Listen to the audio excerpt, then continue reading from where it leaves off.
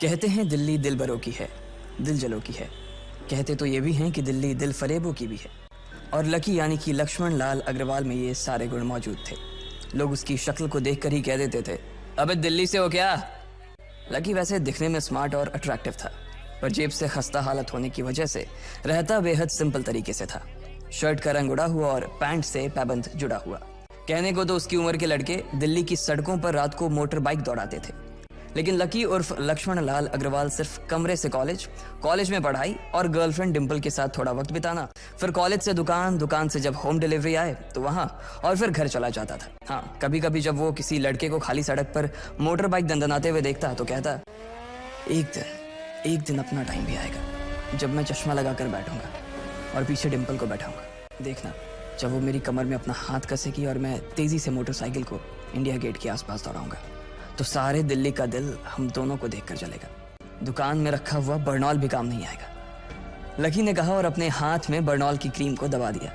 जैसे ही उसने क्रीम को दबाया, उस क्रीम बाहर आ गई। अबे गधे, क्या कर रहा है? वो कोई स्पंज की गेंद है क्या जो उसे दबा रहा है? दुकान के मालिक ने उससे फटकारते हुए कहा और उसके सर पर एक चपत लगा दी। Sorry sir. लकी ने अपना सिर बचाते हुए कहा। वो करोल बाग में स्थित एक छोटी सी मेडिकल स्टोर पर काम करता था।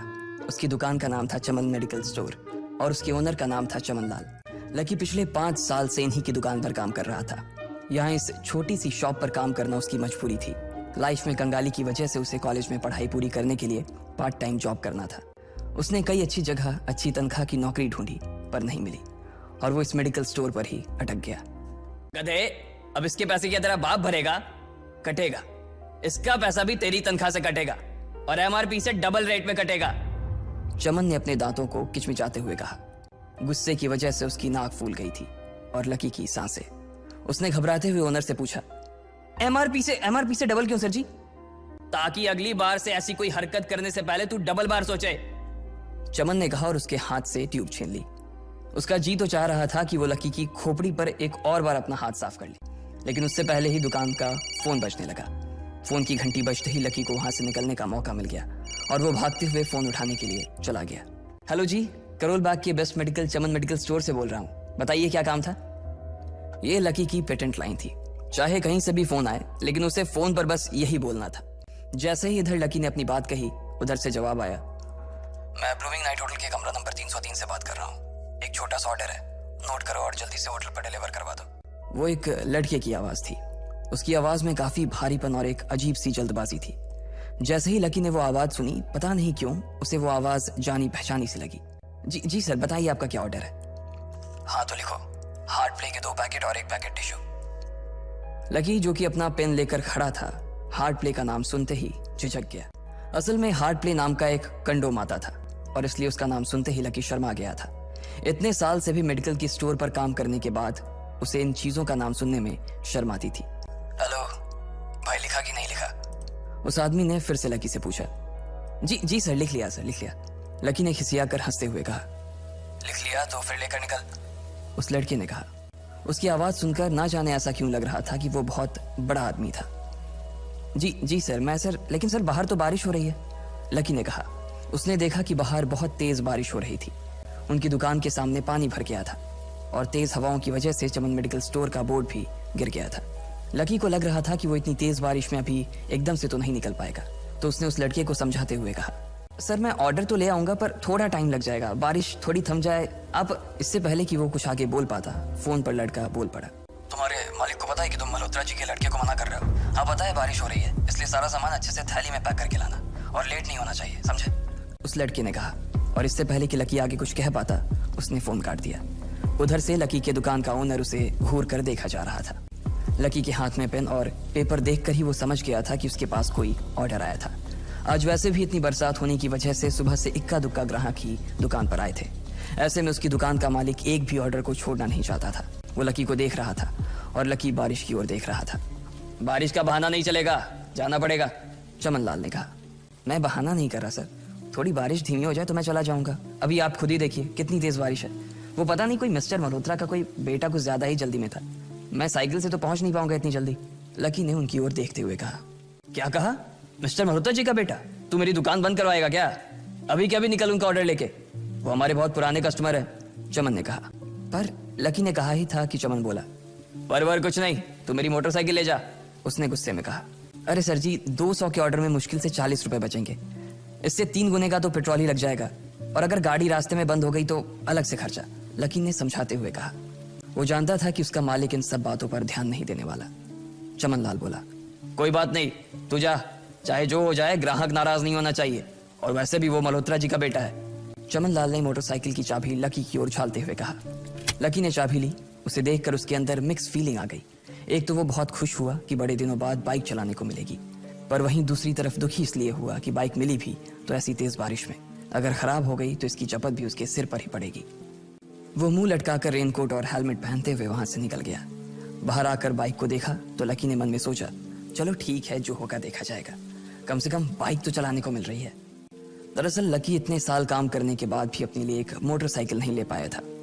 लकी की तनख्वाह ही इतनी भर थी कि सिर्फ उसके कमरे का किराया, उसकी साइकिल में डालने वाली हवा का खर्च, बिजली पानी का बिल और डिम्पल के साथ महीने में 1-2 बार बाहर खाने का खर्चा ही निकल पाता था। उसे डिम्पल की कही बात अक्सर याद आती थी, लकी, अगर अगले 2 महीने में तूने बाइक नहीं खरीदी ना तो मैं तेरे से ब्रेकअप कर लूंगी, देखना।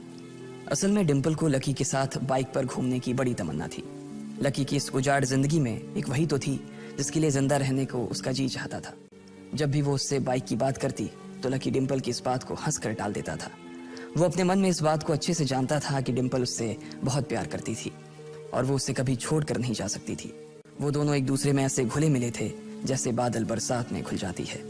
लकी को डिम्पल बहुत पसंद थी और वो उसके लिए दुनिया जहां की खुशियां खरीद कर ला देना चाहता था। वो चाहता था कि एक दिन वो डिम्पल को प्लेन में बैठाए, लेकिन उसके ये सब ख्वाब इस कम तनख्वाह की नौकरी की वजह से कभी पूरे नहीं होने वाले थे। पर आज उसके पास एक मौका था। वो डिम्पल को अपने साथ इस बारिश में राजपथ घुमाना चाहता था। वो उसे दिल्ली दिखाना चाहता था। चमन लाल को देने के लिए उसने पहले से ही बहाना सोच रखा था। बस जल्दी से वो ये डिलीवरी देकर सीधे डिम्पल के पास ही जाने वाला था। उसने होटल ब्लूमिंग नाइट के बाहर मोटर बाइक पार्क की और सीधे होटल के अंदर चला गया। लकी ने रिसेप्शन पर पहुंचकर नमस्ते करते हुए रिसेप्शनिस्ट को बोला, जी मैं चमन मेडिकल स्टोर से आया हूँ, रूम नंबर 303 का ऑर्डर था सर। रिसेप्शन पर खड़ा आदमी उसके हाथ में काली थैली को देखकर समझ गया था कि उसमें क्या था और वो मंद ही मंद मुस्कुराते हुए बोला, 3rd फ्लोर पर है, लिफ्ट से चले जाओ, रेनकोट यहीं उतार देना। जैसा उस आदमी ने कहा लकी ने ठीक वैसा ही किया और लिफ्ट में चढ़ने के कुछ ही देर बाद वो 3रे माले पर पहुंच गया था। वो रूम नंबर 303 के बाहर पहुंचा और उसने डोरबेल बजाई। जैसे ही दरवाजा खुला लकी ने थैली आगे बढ़ाते हुए कहा, नमस्ते, मैं चमन मेडिकल स्टोर से लकी, ये आपका। इससे पहले कि लकी आगे कुछ कह पाता उसकी आंखें फटी की फटी रह गई थी। उसने अपने सामने जो देखा उसके बाद उसे ऐसा लगा कि बंद छत के नीचे भी उसके ऊपर आसमान से आकर एक जोरदार बिजली गिर गई थी। उसके सामने एक लड़की खड़ी थी। वो लड़की और कोई नहीं बल्कि उसकी गर्लफ्रेंड डिम्पल ही थी। उसने एक पर्पल कलर का नाइट गाउन पहन रखा था। उसके काले घने बाल गीले थे और उसने उन्हें अपने कंधे पर फैला रखा था। उसकी खुशबू से ही ये चीज साफ पता चल रही थी कि वो अभी अभी नहा कर आई थी। डिम्पल, तुम यहाँ क्या कर रही हो? लकी को अपनी आंखों पर विश्वास ही नहीं हो रहा था। उसने 2 बार अपनी पलकें झपका कर देखा, लेकिन दोनों बार ही उसे अपने सामने डिम्पल ही नजर आई। तुम यहाँ क्या मेरा पीछा करते हुए आए हो लकी? डिम्पल ने उल्टा उसी के ऊपर पलटवार करते हुए कहा। लकी को देखकर उसके दिल की धड़कन भी तेज हो गई थी। उसे उम्मीद नहीं थी कि लकी यहाँ आ जाएगा। उसने ना तो सुबह से उसे फोन किया था और ना ही उसके मैसेज का कोई जवाब दिया था। वो अपने मन में सोच कर बैठी थी कि वो अगले दिन खुद ही उससे मिलकर बोल देगी कि उसकी तबीयत खराब थी। डिम्पल बेबी, क्या हो गया? किससे बात कर रही हो?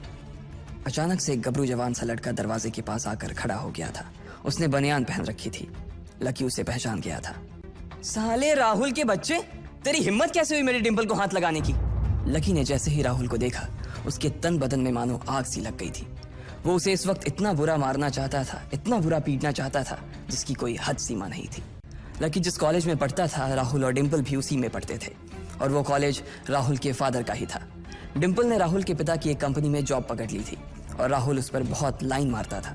लकी ने 1-2 बार डिम्पल को उससे दूर रहने के लिए भी कहा, लेकिन डिम्पल ने उसे ये कहकर टाल दिया था कि वो सिर्फ अच्छे दोस्त थे। आज भी इससे पहले कि वो आगे बढ़ता डिम्पल उन दोनों के बीच आ गई। रुक जाओ, डिम्पल ने गुस्से में कहा और लकी के सीने पर हाथ रखकर उसे रोक दिया। लकी लंबी सांसें ले रहा था और कुछ ही सांसों के बाद उसका गुस्सा शांत हो गया। अब डिम्पल के पास भी छुपाने के लिए कुछ नहीं था, इसलिए उसने लकी से कहा, लकी, आज से तुम्हारा और मेरा ब्रेकअप। ब्रेकअप? लकी के पैरों के नीचे से जमीन खिसक गई थी। उसकी आंखें नम हो गईं। लकी को उसकी बातों पर विश्वास नहीं हो रहा था। उसने डिम्पल की ओर देखा और बोला, डिम्पल, हम पिछले 1 साल से एक दूसरे के साथ हैं और तुम हो कि मुझसे ब्रेकअप करना चाहती हो। अरे मैं तो तुम्हारे लिए नई बाइक लेने वाला था। चल रहने दे, आज ही याद आई है तुझे बाइक की। अरे तेरे पास मुझे बाहर घुमाने के लिए, खिलाने पिलाने के लिए पैसे तो है नहीं, तू कहाँ से लेगा बाइक? और अगर ले भी लेगा तो उसमें पेट्रोल कहाँ से डलवाएगा? तेरी 8,000 रुपए महीने की नौकरी, उसमें होगा ये सब? लोग हंसते हैं मेरे ऊपर जब मैं सरोजनी में तेरे साथ घूमती हूँ। मैं ऐसी लाइफ नहीं जीना चाहती लकी, मैं तेरी तरह गरीब नहीं रहना चाहती। तूने मुझे फंसाया था, उल्लू बनाया था तूने मुझे, इसलिए मैंने राहुल से मैचअप कर लिया है। आज से यही मेरा बॉयफ्रेंड है, डिम्पल ने गुस्से में कहा। अच्छा तो बेबी ये है तुम्हारा वो बेकार सा एक्स बॉयफ्रेंड? राहुल ने पूछा और डिम्पल के बगल में आकर खड़ा हो गया। फिर उसने लकी के हाथ से थैली उठाई और उसमें से हार्ड प्ले का पैकेट निकालकर उसे चिढ़ाने के लिए उसे हवा में लहराने लगा। बाप रे, इससे बदकिस्मत इंसान इस दुनिया में और कौन होगा? राहुल ने उसकी टांग खींचते हुए कहा। लकी के पास उसकी बात का कोई जवाब नहीं था। उसने गुस्से से डिम्पल की ओर देखा और अपनी हाथों की मुट्ठी भींच ली। फिर वो वहां से निकल गया। अबे पैसे तो ले जा, सब कुछ फ्री में देता जाएगा क्या? राहुल ने जोर से ठहाके लगाते हुए कहा, लेकिन लकी बिना उसकी बात सुनते ही निकल गया। उसके दिमाग में डिम्पल के कहे शब्द गूंज रहे थे। उसने कभी सपने में नहीं सोचा था कि डिम्पल उसके साथ कुछ ऐसा भी कर सकती थी। जिस इंसान के लिए वो इतना कुछ करना चाह रहा था, उसे उसकी कोई कदर ही नहीं थी। लकी इतना हताश हो गया था कि बुरी तरह से रोने लगा। इस बार वो लिफ्ट से नहीं बल्कि सीढ़ियों से नीचे उतरा और एक एक सीढ़ी उतरने के साथ उसके आंसू आंखों से छलकते जा रहे थे। जब उसकी आवाज सुनकर कुछ लोग अपने कमरे से बाहर आए तो लकी ने तुरंत अपने आंसू पोंछे और तेजी से वहां से भाग गया। उसे जिंदगी में पहली बार प्यार हुआ था और पैसों की कमी की वजह से ना सिर्फ उसका प्यार बल्कि उसकी पूरी जिंदगी बर्बाद हो गई थी। लकी जैसे ही बाहर आया तो उसने देखा कि बाहर अंधेरा हो गया था।